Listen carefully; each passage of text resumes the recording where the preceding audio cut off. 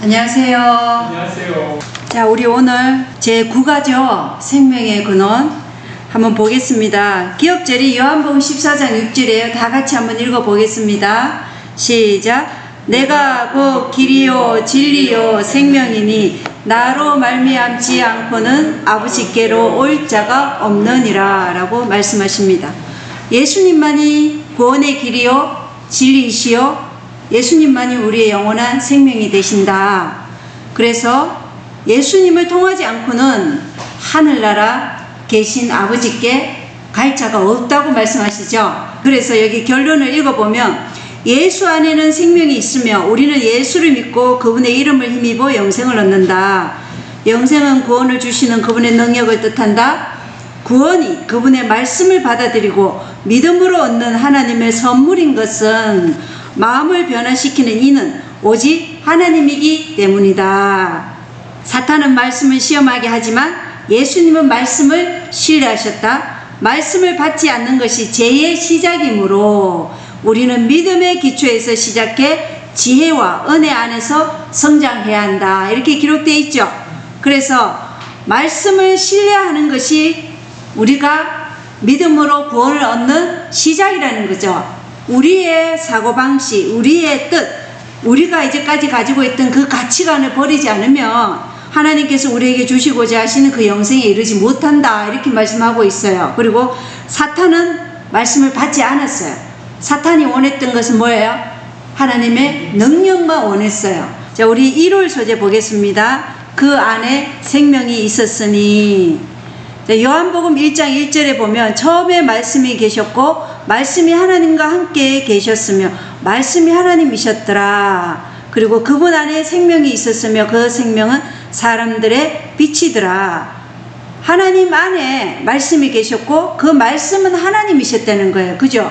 그리고 그 말씀 하나님 안에 뭐가 있어요? 생명이 있었다. 근데 그 생명은 우리 인류에게 하나님의 생명을 비추는 빛이었다는 것입니다. 요한복음 10장 17절에는 이러므로 내 아버지께서 나를 사랑하시니 이는 내가 내 생명을 다시 취하려고 그것을 내놓기 때문이라 이렇게 말씀되어 있어요. 죽기까지 순종함으로 자신의 생명을 내놓았기 때문에 그 생명을 다시 취하실 수 있었던 거예요. 그죠?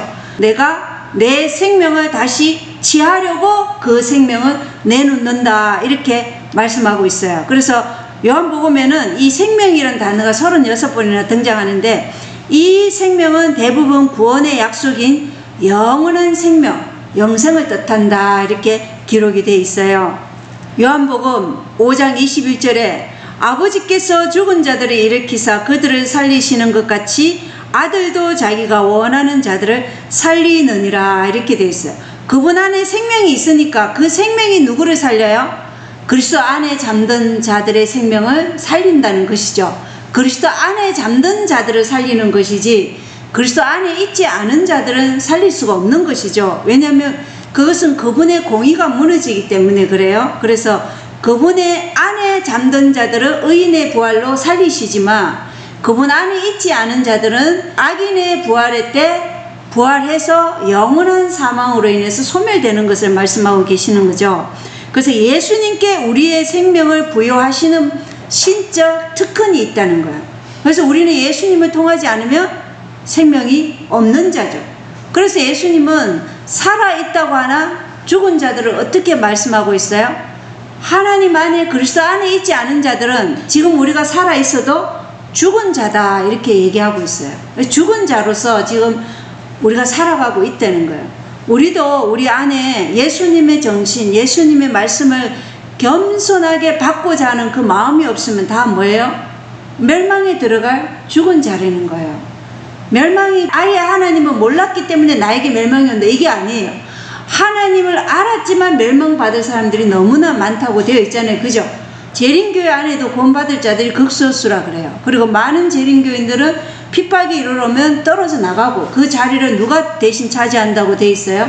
가톨릭과 개신교 이방인들이 그 자리를 차지한다고 예언은 말씀하고 있어요. 그래서 교회에 나와서 하나님을 믿는다고 공언하지만 우리의 마음과 정신이 예수 그리스도와 일치하지 않으면 우리도 멸망당할 수 있다는 거예요. 저 바깥에 있는 이방인이나 바벨론에 속한 그 가톨릭에 있는 사람들이나 개신교회 안에 있다 할지라도 마찬가지 우리도 안전하지 않다는 거예요. 우리도 항상 자아가 굴복되지 않으면 우리도 언제든지 멸망당할 수 있다. 이것을 항상 기억해야 되겠죠. 그러므로 우리의 발걸음이 항상 예수님이 가신 그 발걸음을 밟아가는 거예요. 순종으로, 또 믿음으로, 겸비함으로, 또 온유함으로, 또 하나님의 말씀에 두려떠름으로 그 발자국에 우리의 발자국을 찍는 것이죠. 그분 안에 생명이 있는 이 생명에 대해서 요한복음 14장 19절에는 뭐라고 얘기하시냐면, 조금 있으면 세상은 더 이상 나를 보지 못하되 너희는 나를 보리니 내가 살아있으므로 너희도 살리라. 조금 있으면 세상은 더 이상 나를 보지 못하되, 이렇게 말씀하셔요. 그러면 이 조금 있으면은 십자가에서 달려 돌아가심으로 이제 육신으로 오신 예수님을 더 이상 보지 못하는 것이죠. 육신으로 오신 예수님은 이제 더 이상 보지 못하지만 믿는 자들은 예수 그리스도와 절대적으로 하나로 연합하였기에 누구를 통해서 계속 예수님 안에 거할 수 있어요? 진리의 영이신 성령 하나님을 통해서 우리는 끊임없이 누구와 교통하는 거예요? 예수님과 교통하는 거예요. 말씀을 통해서. 그래서 진리의 영이신 성령 하나님을 통해 우리는 끊임없이 예수를 보고 예수님의 영원한 생명이 함께함으로 영원한 생명의 영광으로 들어가게 될 것이에요. 그리고 이 조금 있으면 세상은 더 이상 나를 보지 못하되, 이것은 우리 예수님이 오신 이후로 2000년이라는 이 역사를 통해서 마지막 주의 재림이 있을 때 이제 이 세상은 누구를 못 봐요?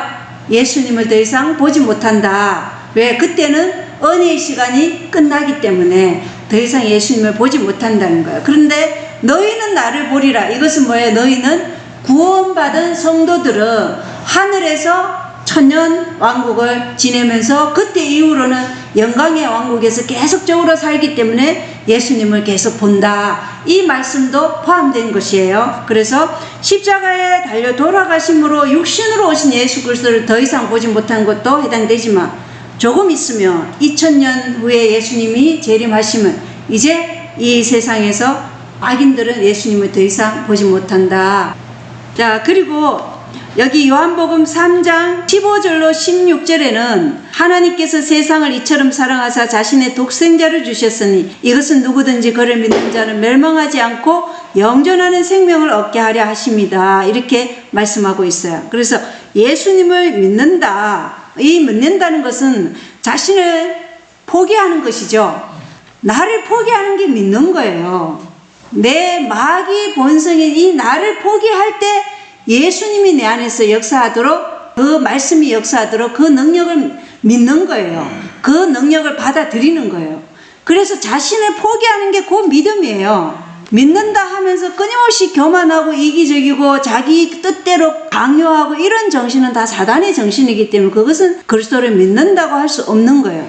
믿는 자는 자신을 포기하는 것이고 내 안에 예수님이 사시도록 하는 자가 믿는 자예요. 진짜 믿는 자가. 그래서 믿음은 우리가 할 수 없는 그 일을 주님께서 하셨음을 받는 거예요. 주님께서 하신 그 일은 뭐예요?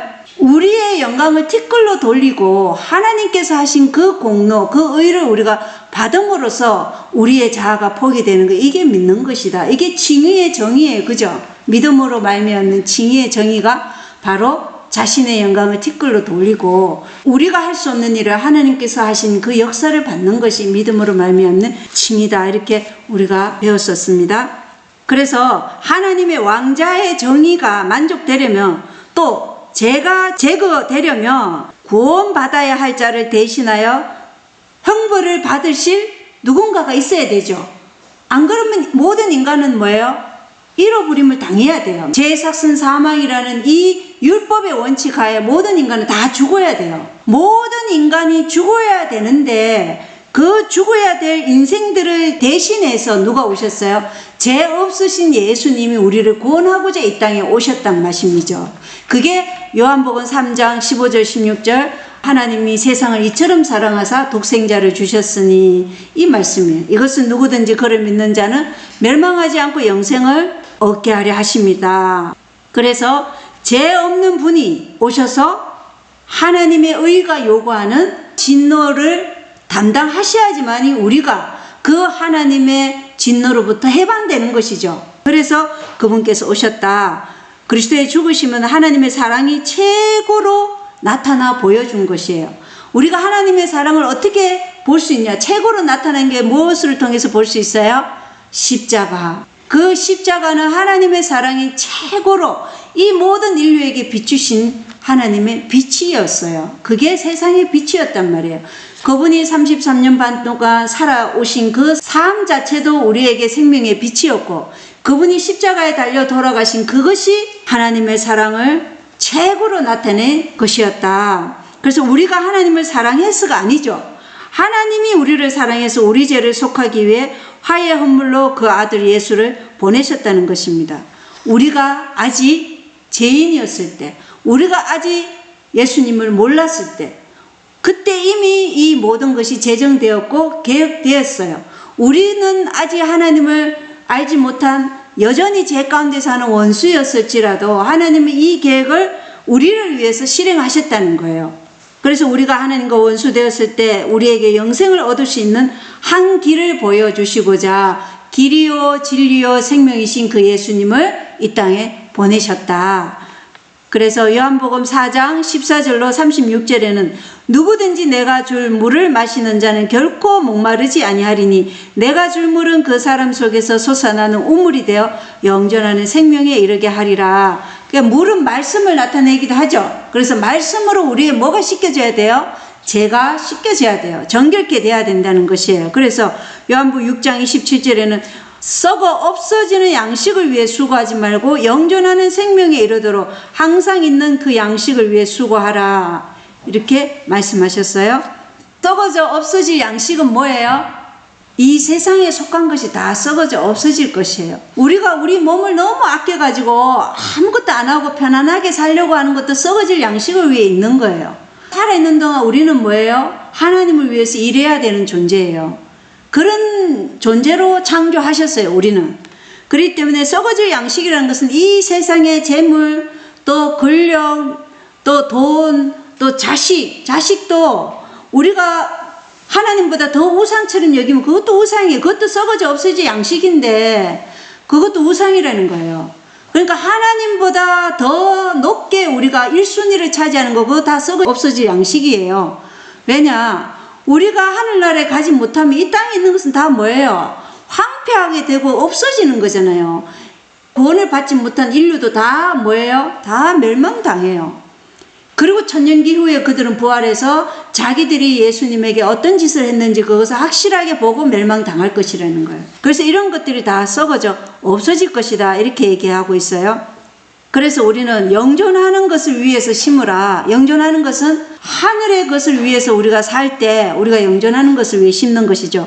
요한복음 6장 47절에도 진실로 진실로 나를 믿는 자에게는 영존한 생명이 있다 이렇게 말씀하셨고, 또 54절에는 누구든지 내 살을 먹고 내 피를 마시는 자에게는 영존한 생명이 있나니. 그래서 예수님의 심장이 나의 심장이 되는 이 정신의 일치가 바로 내가 그분의 살을 먹고 그분의 피를 마시는 것이다 하는 것을 알 수 있어요. 그리고 내 양들은 내 음성을 들으며 나는 그들을 알고 그들은 나를 따르느니라 이렇게 말씀하셨어요.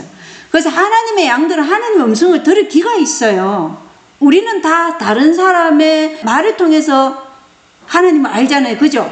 교회에 우연히 왔는데 목사님의 말씀을 통해서 아니면은 또 형제의 말을 통해서 아 그래 나는 그런 하나님 한번 믿어봐야 되겠다 이러한 마음으로 교회에 와요.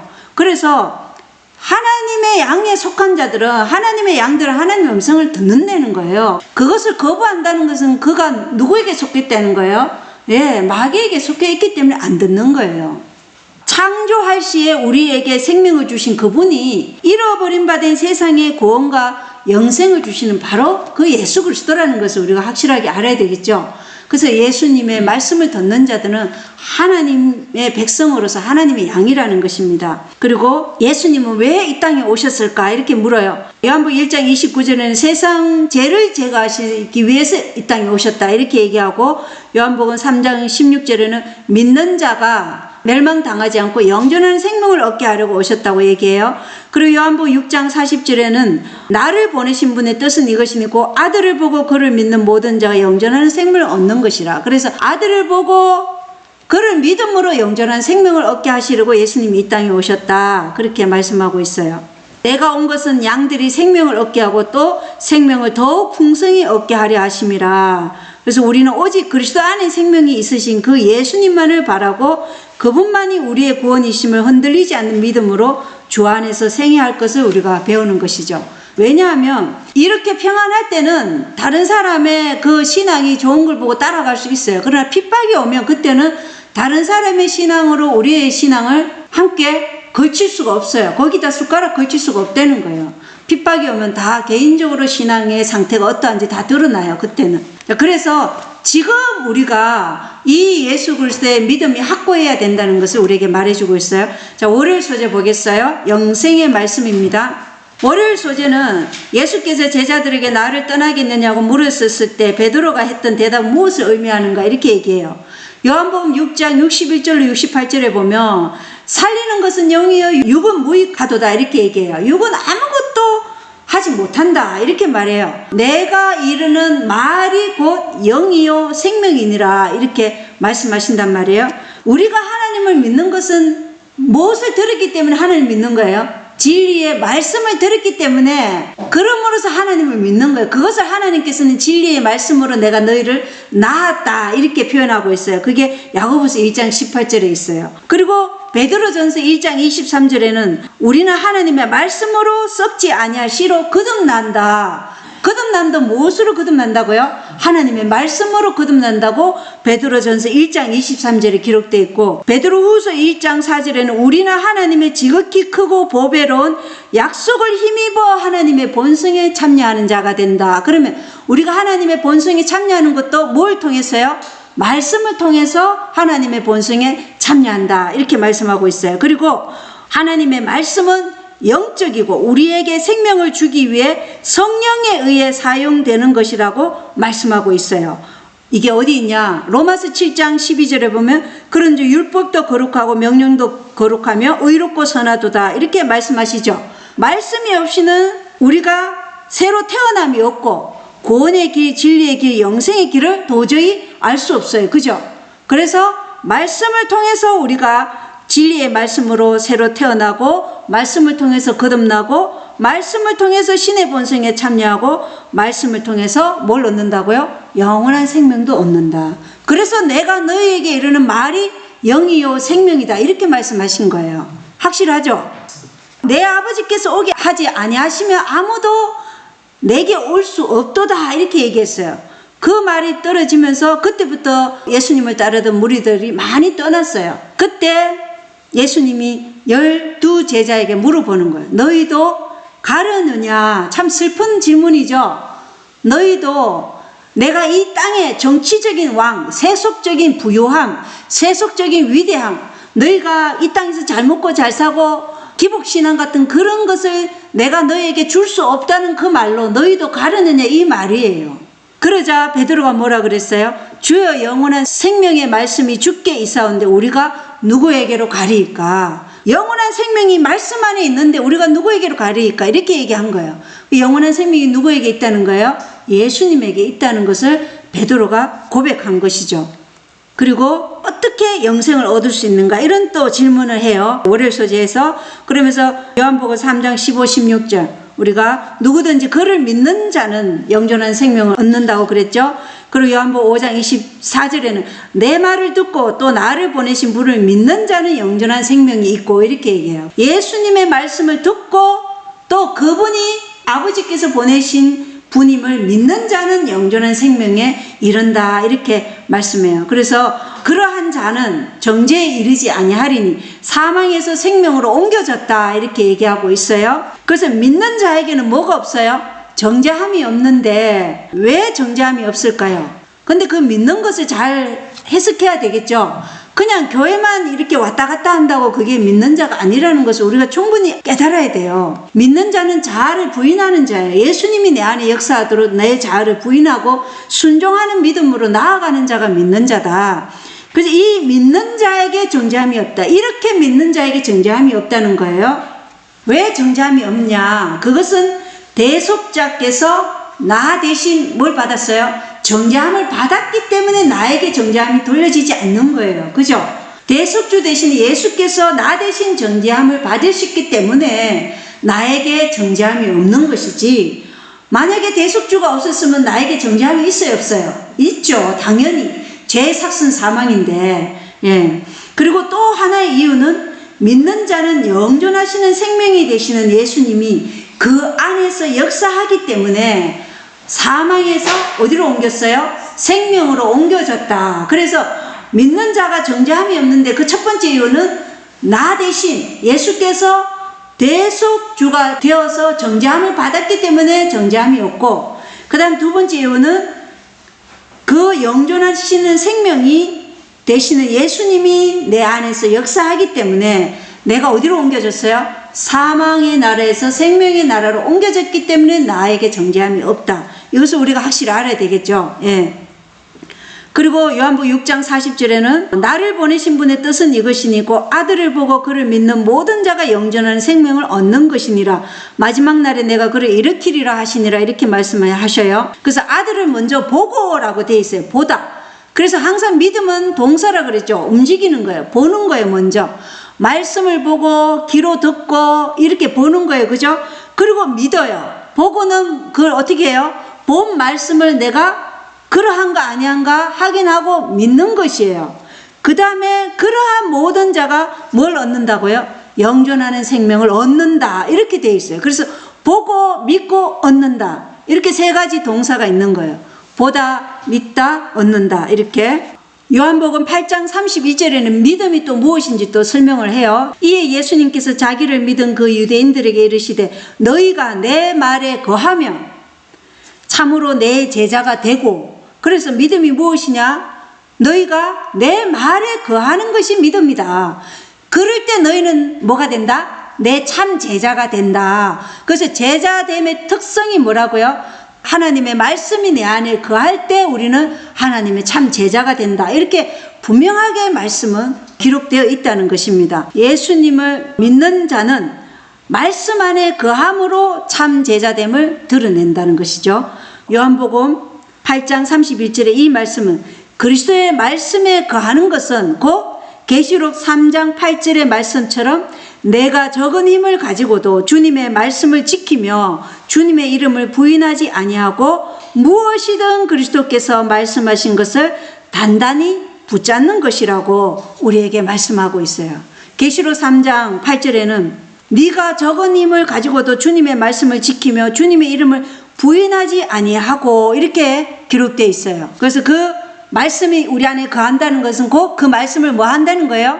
지키는 것이다. 말씀이 거함으로 참 제자가 되는데 계시록 3장 8절에는 이 말씀이 거한다는 것은 곧 말씀을 지키는 것이다. 이렇게 연결이 된다는 것이에요. 그래서 그렇게 지키는 자들은 어떠한 시련이 올지라도 어떻게 할까요? 그 말씀을 굳게 붙잡고 끝까지 인내함으로 그 시련을 견뎌내는 것이겠죠. 그 시련을 견디는 것도 우리가 견디는 게 아니고 말씀이 우리를 시련을 견디게 해주시는 것이죠. 시련을 당했지만 말씀이 그 시련을 견디게 하신다. 이렇게 말씀하시고 계셔요.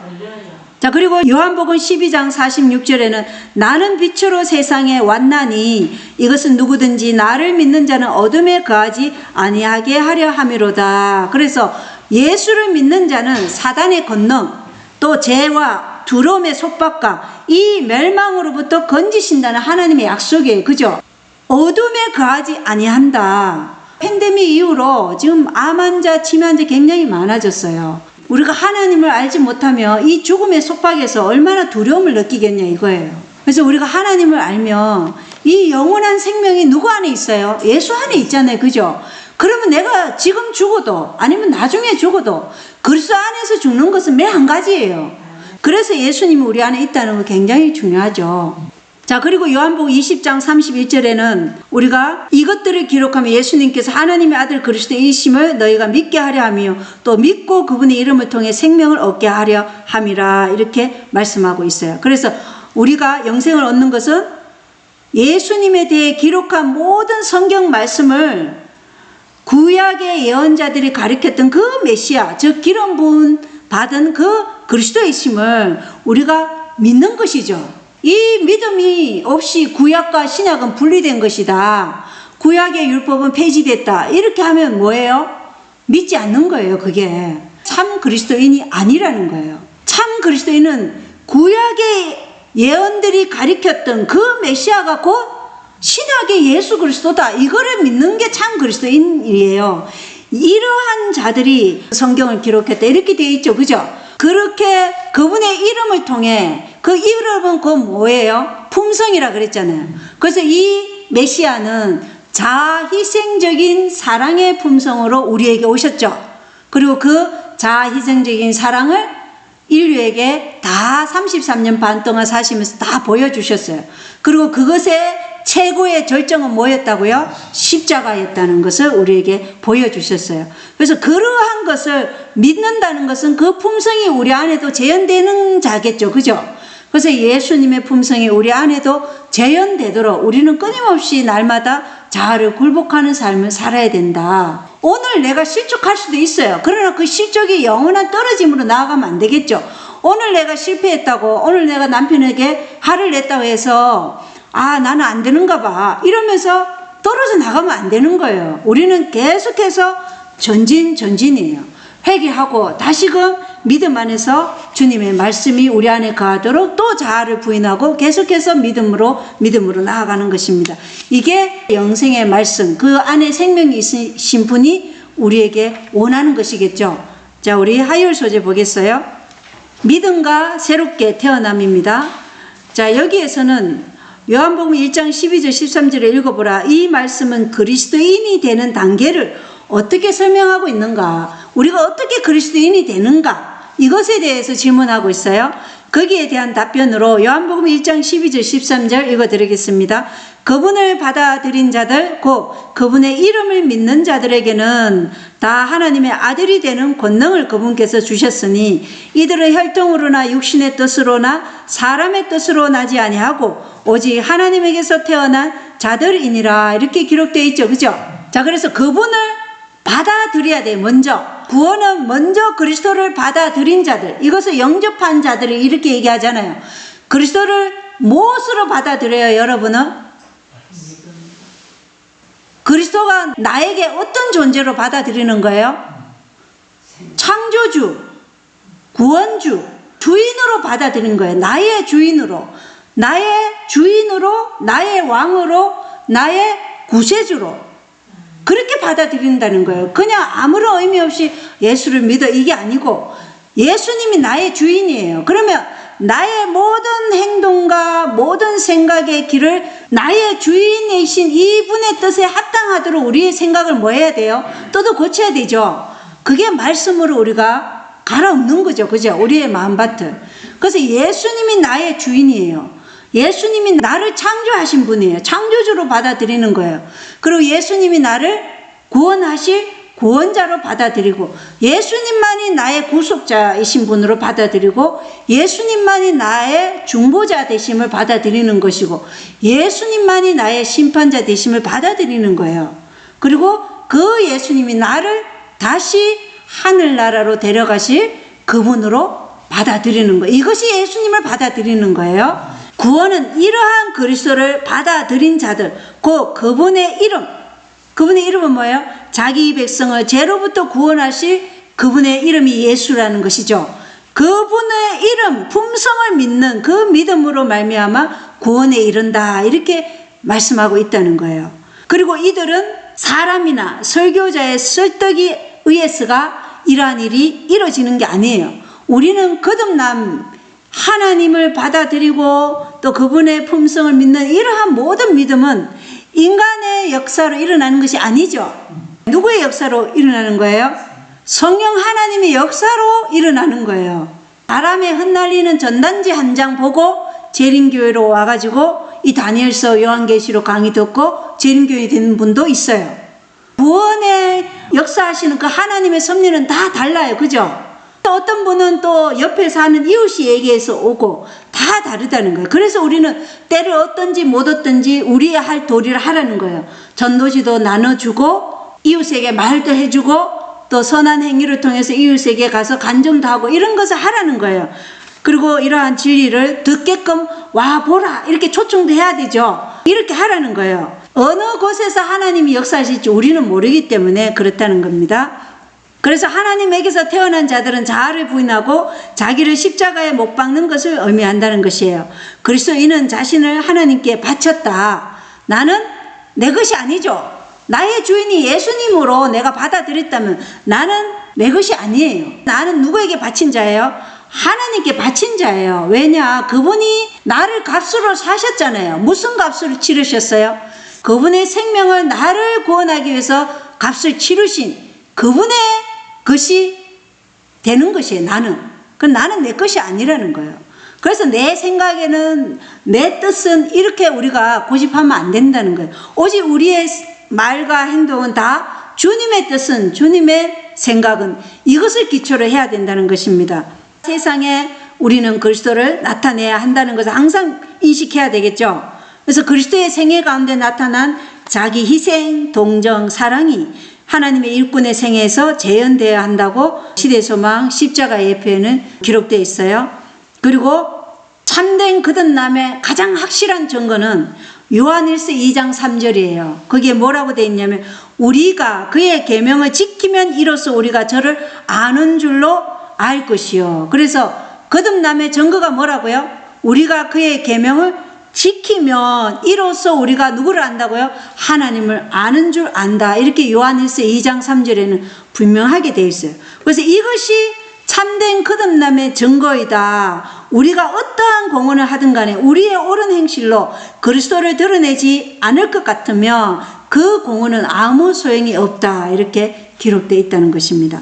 요한복음 5장 24절에 내 말을 듣고 또 나를 보내신 분을 믿는 자는 영존하는 생명이 있고 또 정죄에 이르지 아니하리니 사망에서 생명으로 옮겨졌느니라. 5장 38절에는 또 그분의 말씀이 너희 속에 거하지 아니하느니 이는 그분께서 보내신 일은 너희가 믿지 아니하기 때문이라. 그래서 말씀이 거하지 아니하면 그분을 믿을 수가 없다.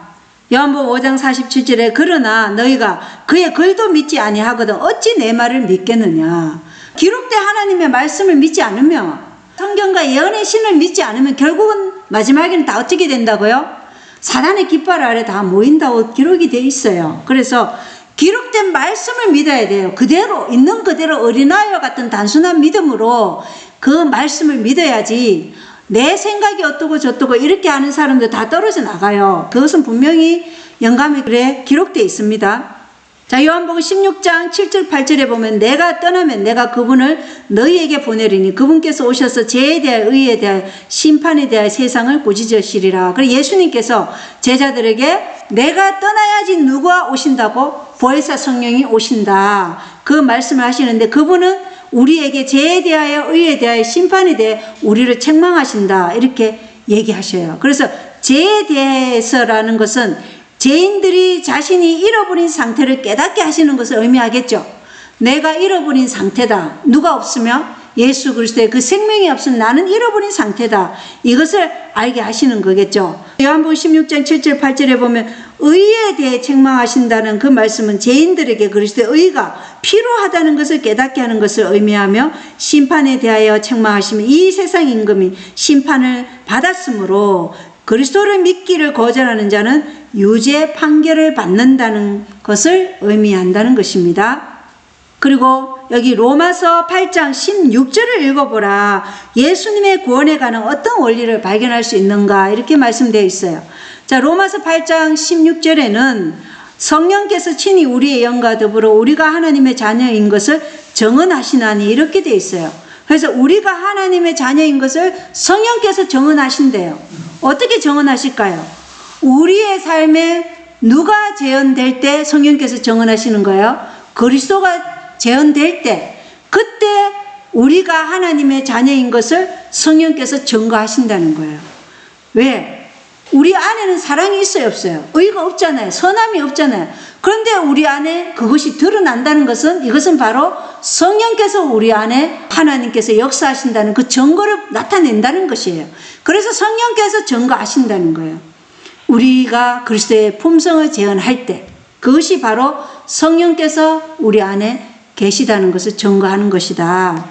그리고 에베소서 2장 8절에 보면 너희가 믿음을 통해 은혜로 구원을 받았나니 그것은 너희 자신에게서 난 것이 아니요 하나님의 선물이니라. 믿음도 구원도 은혜도 모두 하나님의 선물인 것이죠.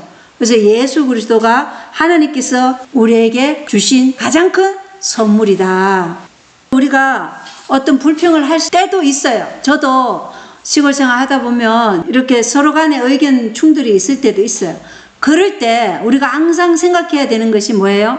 하나님의 말씀이 우선이고 우리는 하나님의 일을 하는 것이 첫 번째죠. 육신은 그 다음에 일이에요. 그렇게 항상 생각하면 순수가 잡히잖아요. 모든 것이 하나님의 선물이다. 저는 제가 아는 친구 중에 소아마비 친구가 있어요. 그 친구는 집에 이렇게 혼자 있기 때문에 밖에 한번 나오려고 그래도 이 목발 짚고 이렇게 나와야 되니까 굉장히 힘들죠. 근데 그 친구가 그런 말을 하더라고요. 어떤 이제 자매가 뭐 아프다고 자기 아픈 것을 너무 크게 생각해서 그 아픔에 압도돼서 병을 더 키웠어요. 그 소아마비 친구 말이 우리가 양손 양다리가 있어서 걸어 다니고 내가 언제든지 일할 수 있다는 그것만으로도 우리는 감사해야 된다. 아, 저는 내가 불평하고자 하는 이 말이 나올 때마다 그 친구의 말을 기억해요. 내가 두 다리가 있고 두 팔이 있고 두 눈이 있다. 이것만 해도 우리는 항상 하나님께 감사하고 살아야 되는 것이지 우리가 가지고 있는 것을 다른 사람은 가지지 못했어요.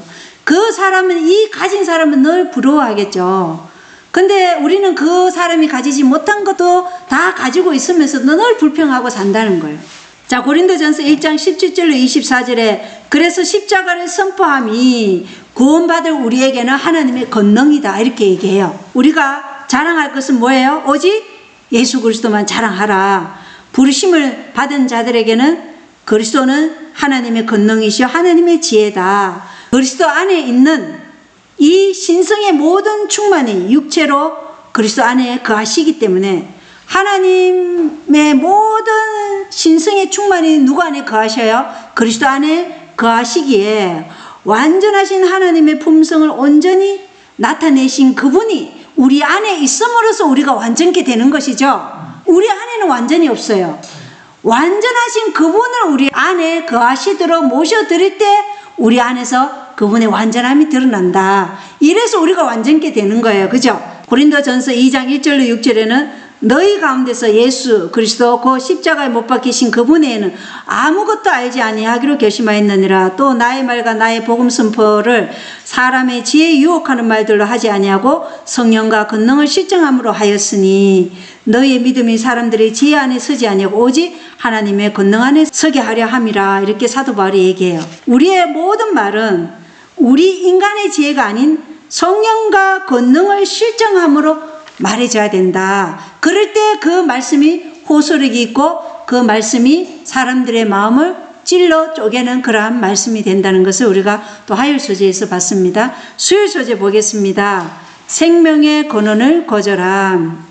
자, 요한복음 1장 5절에 그 빛이 어둠 속에 비치되 어둠이 그것을 깨닫지 못하더라 이렇게 되어 있어요. 예수님은 말씀 하나님으로 오셨고 요한복음 1장 1절에 또 예수님은 요한복음 1장 4절에는 생명으로 오셨다 그래 돼 있어요. 그죠? 그리고 요한복음 1장 5절에는 예수님이 빛으로 인류에게 오셨다 이렇게 말씀하고 있어요. 그러나 타락한 인류는 눈이 멀었어요. 그죠? 그 생명이시여 빛이시여 말씀이신 하나님을 눈이 멀어서 보지 못해서 어두운 가운데 있었기 때문에 그 눈이 멀은 거예요. 그래서 생명이여 말씀이시여 빛이신 분을 깨닫지 못했다는 것입니다. 요한복음 1장 10절에 보면 그분께서 세상에 계셨으며 세상이 그분에 의해 만들어졌으되 세상이 그분을 알지 못하였고 그분께서 자기 백성에 오시며 그분의 백성이 그분을 받아들이지 아니하였으나 이렇게 돼 있어요. 자, 슬픈 이야기죠. 온 우주 만물이 예수님에 의해 만들어졌고 우리 인류도 누구에 의해서 만들어졌어요? 예수님에 의해서 만들어졌음에도 불구하고 그분이 자기 백성에게 왔는데 그분의 백성이 그분을 받아들이지 아니하였다. 이 얼마나 슬픈 일이에요. 그죠? 그리고 그분은 슬픔의 사람이요 치욕의 사람으로서 이 땅에서 조소와 모멸과 모욕을 당하시고 돌아가셨다는 것입니다. 그래서 예수님의 33년 반은 성육신하신 인간으로 계셨는데 그분은 그 세상을 지으신 바로 그 예수님이셨고, 그러나 세상은 그분을 알지 못하여 자기 백성에게 오셔서 그들의 영접을 받지 못했다는 것입니다. 여기에 대해서 히브리서 10장 35절에는 그러므로 너희의 확신을 버리지 말라. 그것이 큰 보상의 보응을 얻게 하느니라. 이렇게 얘기해요. 그래서 어떤 자들만 받아들이는 거예요?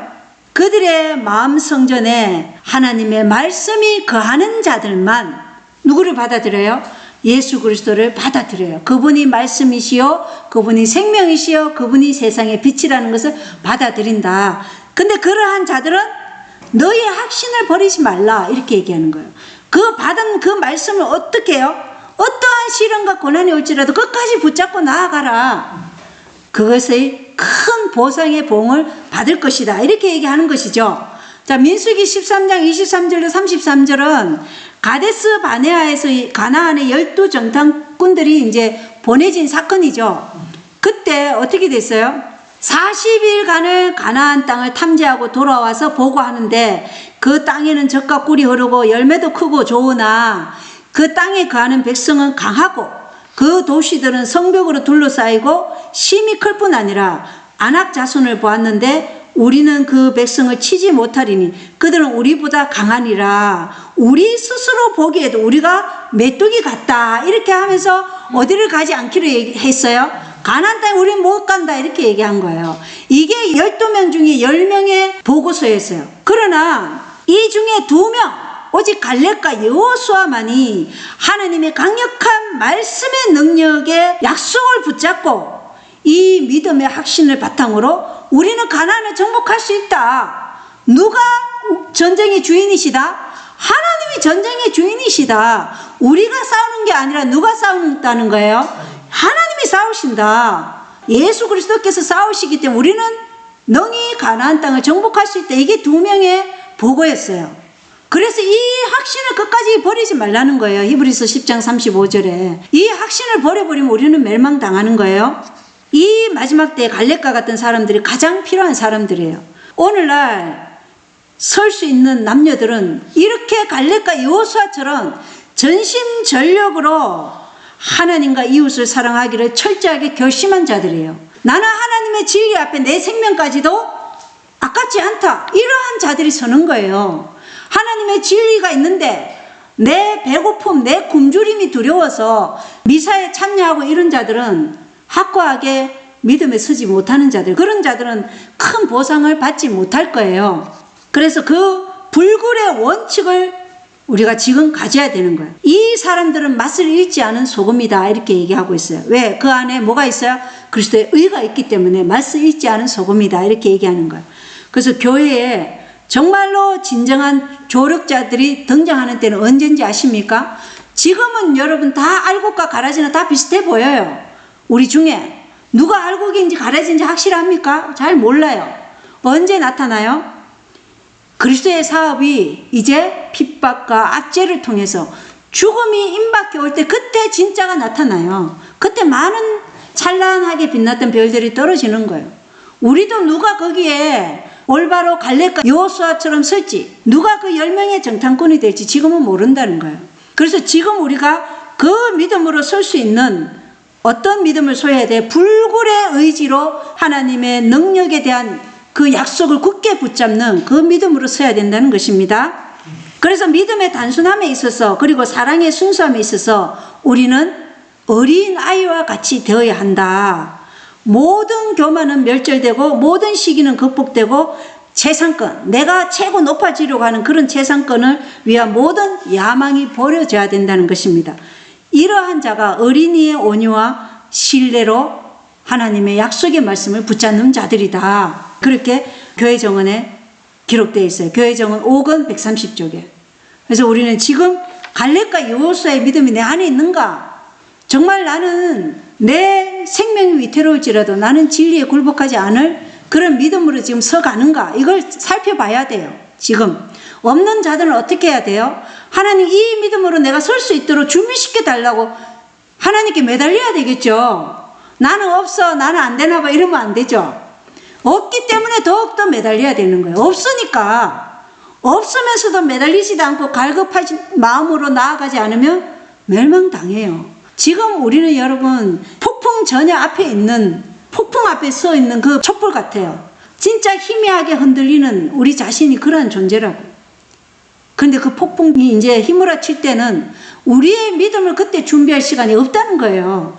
지금 준비하시라는 겁니다. 자, 목요일 소재 보겠습니다. 정죄입니다. 정죄. 그러한 믿음이 없으면 우리는 다 하나님의 정죄 앞에 서게 되는 거예요.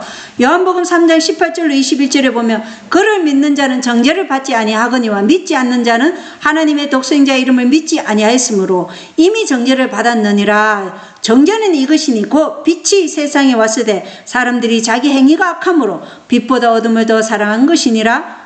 이는 악을 행하는 자마다 자기 행위를 책망받을까 염려하며 빛을 미워하고 또 빛으로 나오지 아니하기 때문이라. 그러나 진리를 행하는 자는 빛으로 나오나니 이것은 자기 행위와 또 그 행위가 하나님 안에서 이루어졌음을 나타내려 함이라. 이렇게 기록이 되어 있습니다. 자, 믿지 않는 자는 뭘 믿지 않아요? 하나님의 독생자의 이름을 믿지 아니하기 때문에 정죄를 받아요. 그래서 그 독생자의 이름, 곧 빛이 세상에 왔으되, 예수님 빛으로 오셨죠. 그런데 사람들이 왜 그 빛을 받아들이지 않았어요? 자기 행위가 악함으로 그 빛을 받아들이지 않았다. 이게 첫 번째예요. 두 번째는 빛보다 어둠을 더 사랑했기 때문에 그 빛을 받아들이지 않았다. 세 번째는 악을 행하는 자마다 자기 행위를 책망받을까봐 염려하여 그 빛을 받지 아니하였다. 그리고 그 빛을 받지 아니할 뿐더러 그 빛을 미워했다고 얘기하고 있어요. 네 번째는. 그리고 다섯 번째는 그 빛을 미워할 뿐 아니라 빛으로 나오지도 아니한다. 아예 빛을 받으러 나오지도 않는다는 것입니다. 그러나 진리를 행하는 자는 빛으로 나온다는 것입니다. 그래서 마지막에요, 대격변의 자리 이동이 있을 거예요. 지금 하나님의 계명과 예수의 진리를 정언을 가지고 있는 이 재림교회의 이 자리에 많은 재림교인들은 떠나고 개신교와 이방인들 그리고 가톨릭 교인들이 이 자리에 함께 할 것이라는 거예요. 그것이 확실하게 예언의 기록되어 있어요. 자리 변동이 있는 것이죠. 진리를 행하는 자는 빛으로 나오느니 이것은 자기 행위와 또 그 행위가 하나님 안에서 이루어졌음을 나타내려 함이라. 이것은 하나님의 역사다 하고 붙잡으면서 나온다는 것입니다. 요한복음 1장 10절에 그분께서 세상에 계셨으며 세상이 그분에 의해 만들어졌으되 세상이 그분을 알지 못하였고. 그래서 왜 세상이 그분을 알지 못해요? 그들은 육신에 속했기 때문에 알지 못해요. 빛을 미워하고 빛을 거절하고 또 어둠을 빛보다 더 사랑했고 자기 행위를 책망받을까봐 자기 행위가 악함으로 빛으로 오신 예수님을 거절하고 그분을 알지 못하였다.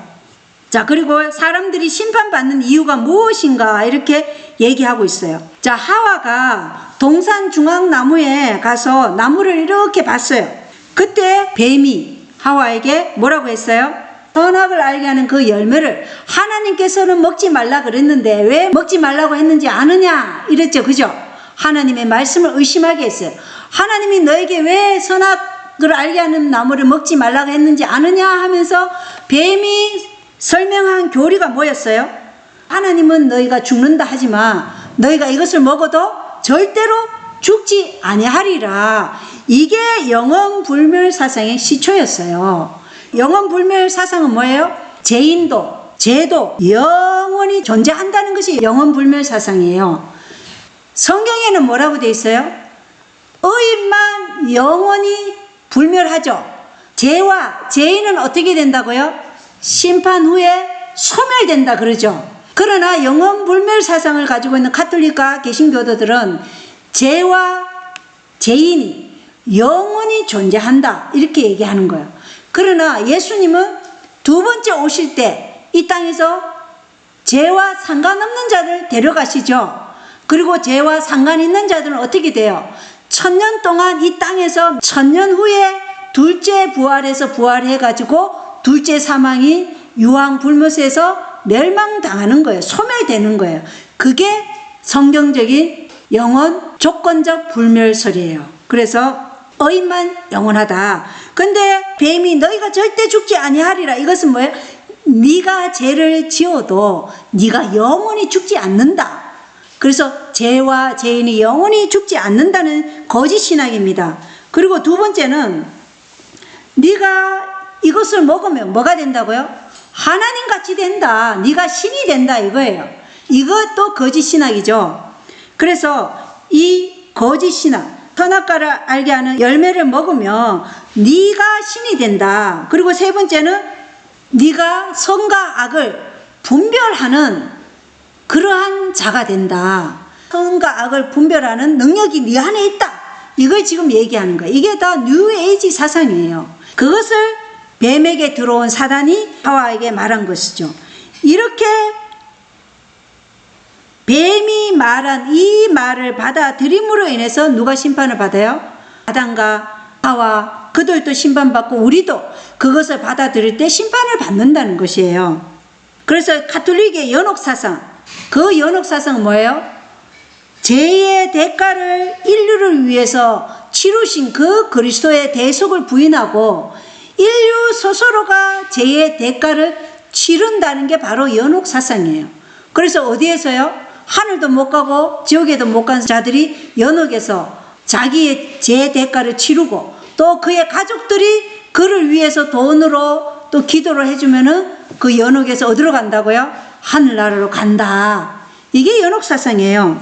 그래서 이 모두가 예수 그리스도의 대속을 부인하는 교리라는 거예요. 이것을 우리가 확실히 알아야 되겠죠. 요한복음 3장 18절에 아들을 믿는 자에게는 영전한 생명이 있다 얘기했어요. 자, 요한복음 5장 24절에도 나를 보내신 분을 믿는 자는 영전한 생명이 있고, 또 요한복음 5장 38절에 그분의 말씀이 너희 속에 거하는 자는 영전하는 생명이 있지만 거하지 아니하는 자는 정죄를 받는 것이죠. 그죠? 그리고 요한복음 8장 24절도 내가 그인 줄 믿지 아니하면 너희 죄들 가운데서 죽으리라 이렇게 말씀하셨어요.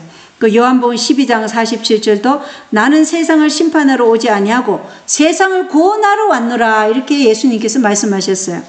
요한복음 12장 47절은 내가 세상을 심판하러 오지 아니하고 세상을 구원하러 왔다 이렇게 예수님 말씀하셔요. 그래서 예수님이 초림은 세상을 구원하러 오셨고 예수님의 재림은 뭐예요? 각 사람의 행위대로 심판의 값을 가지고 오시죠. 보상을 하실 그 값을 가지고 오신다고 얘기하셨어요. 그리고 마태복음 4장 1절로 4절을 읽어보라. 그리스도는 강야의 시험에서 사탄의 속임수에 맞서 싸우기 위해 어떤 원칙을 사용했나 이렇게 물어보고 있어요. 자, 마태복음 4장 1절로 4절은 뭐예요? 예수님께서 유대 강야로 성령의 인도함을 받아서 40일 동안 검식하시고 줄이신 뒤에 마귀에게 시험받는 내용이죠. 그래서 마귀가 40일 동안 굶으신 예수님께 뭐라고 얘기해요? 네가 만일 하나님의 아들이거든. 이게 의심이죠. 네가 만일 하나님의 아들이면 돌 덩어리를 떡이 되게 해봐라 이렇게 얘기하는 거예요. 그런데 예수님이 여기에 대해서 어떻게 반응을 했나 아시죠? 그분께서 응답하여 이르시되 기록된 바 사람이 빵으로만 살 것이 아니요 하나님의 입에서 나오는 모든 말씀으로 살 것이라 하였느니라. 이게 우리가 사단으로부터 공격을 받을 때 항상 기록된 말씀으로 우리가 대답해야 된다는 모본이에요. 그래서 우리가 성경을 부지런히 연구해야 돼요. 우리가 그렇지 않은 사람하고 논쟁을 하면 뭐에 휘말린다고요? 사단이 우리를 체면술에 걸어버려서 우리를 넘어지게 한다는 거예요. 그게 마태복음 4장 4절에 주의 복음에 나와 있어요. 하이 주석에. 그래서 우리는 항상 어떤 사단에 우리를 유혹하고자 하는 그 말이 왔을 때 무엇으로 답변해야 된다고요? 성경 말씀으로 답변해야 돼요. 기록되었으되 라는 말씀으로 답변해야 체면술에 걸리지 않아요. 체면술에 걸렸어요. 하와하고 아담은 체면술에 걸렸다고 되어 있거든요. 그래서 우리가 그러한 체면술에 엮이지 않으려면 우리도 말씀으로 답변을 해야 된다. 그래서 우리 모두가 성경을 부지런히 지금 시간 날 때마다 연구하셔야 돼요. 그래서 생명의 근원 대신 그 예수님 안에 생명이 있고 영생의 말씀이 있고 이 영생의 말씀을 믿음으로 우리는 새롭게 태어나고 진리 안에서 성화되고 그리고 이 성화되어 감으로 결국에는 구원에 이르게 된다.